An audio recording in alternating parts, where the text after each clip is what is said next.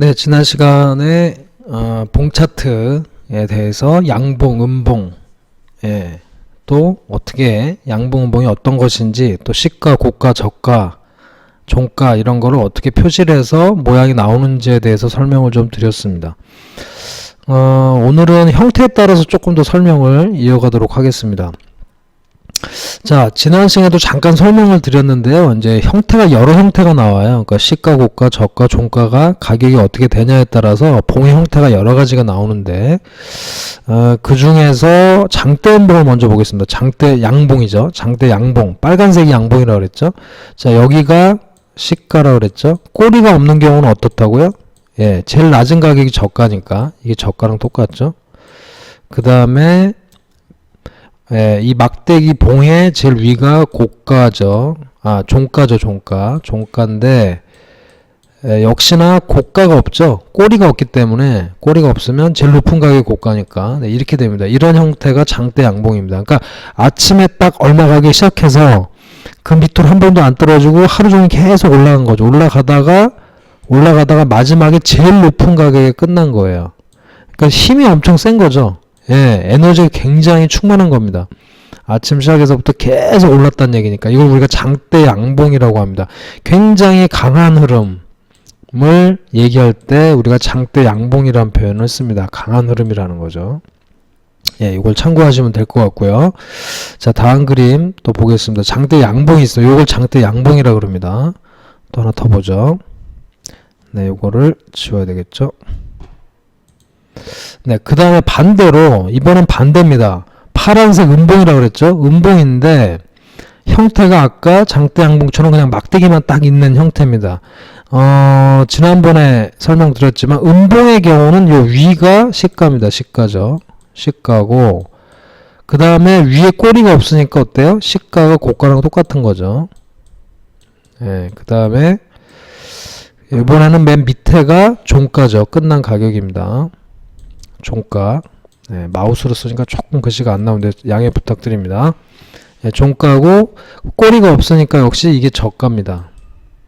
그러니까 장대 음봉은 장대 양봉하고 완전히 반대예요. 아침에 높은 어떤 가격이 시작을 해서 계속 빠진 겁니다. 하루 종일 계속 빠지고 빠지다가 끝날 때도 제일 낮은 가격에 끝난 거예요. 그러니까 굉장히 약한 겁니다. 약함. 강함의 대명사는 장대 양봉. 약함의 대명사는 장대 음봉입니다. 그러니까 굉장히 약한 거예요. 이런 봉이 나오면은 굉장히 추세가 약하다. 이렇게 우리가 해석할 수가 보통 있습니다. 이렇게 이해를 하시면 되겠습니다. 자, 그래서 요거를 장대 음봉이라고 하고요. 조금 더 보겠습니다. 그 다음에 요거는 지난번에 설명을 드렸죠. 예, 요 그림. 예, 윗꼬리가 없고 밑에 꼬리만 있는 경우 마찬가지입니다. 하여간 이런 부분은 그것만 아시면 돼요. 그 꼬리가 제일 꼬리 끝에가 저가, 그죠? 그 다음에 여기가 시가죠. 양봉은 여기가 시가죠. 시가. 그 다음에 여기가 종가죠. 종가. 그리고 꼬리가 없잖아요. 꼬리가 없으니까 종가랑 고가랑 같은 거죠. 이런 형태의 그림입니다. 요거는 뭐 이렇게 부르는 이름인데 특별하게 의미가 있다라기보다 이렇게 해석을 하시면 되겠습니다. 여러 가지 형태의 봉이 있다라는 것만. 봉이 여러 개 나올 수가 있겠죠. 그 다음에 이제 이건 윗꼬리 음봉 뭐 이런 거는 뭐 흐름에 따라서 해석만 하시면 되고요. 그다음에 이런 형태가 있어요. 하다 보면 몸통이 없는 경우가 있습니다. 몸통이 없는 경우. 자, 이거는 어떻게 될까요? 조금 이제 배우셨으면 아마 응용이 되실 것 같은데, 이런 경우는 뭐냐면 빨간색 이렇게 돼 있고 파란색도 이렇게 돼 있는데, 뭐 이건 사실 색깔은 뭐 크게 상관없습니다. 이런 봉의 경우는 우리가 보통 도지라 그러는데 몸통이 없는 경우죠. 그러니까 무슨 얘기냐면 몸통이 없으니까 여기가 뭐예요? 시가하고 종가가 똑같을 때 몸통이 없습니다. 그렇죠? 시가하고 종가가 똑같을 때 몸통이 없죠. 그죠? 예, 이것도 마찬가지입니다. 시가하고 고가가 똑같으니까 몸통이 없는 거죠.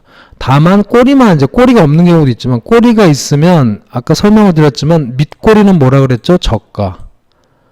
예, 저가입니다. 그러니까 이걸 해석을 하면 아침에 어떤 가격에 딱 시작을 해서 하루 종일 쭉 빠지다가 여기 딱 저점 찍고 쭉 올라와서 여기서 다시 시작했던 가격에 끝난 거죠. 네, 요럴 때 요런 형태가 나오고요.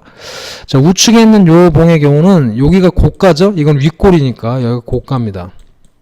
이건 뭐냐면 아침에 딱 시작을 해서 쭉 올라갔다가 다시 내려온 거죠.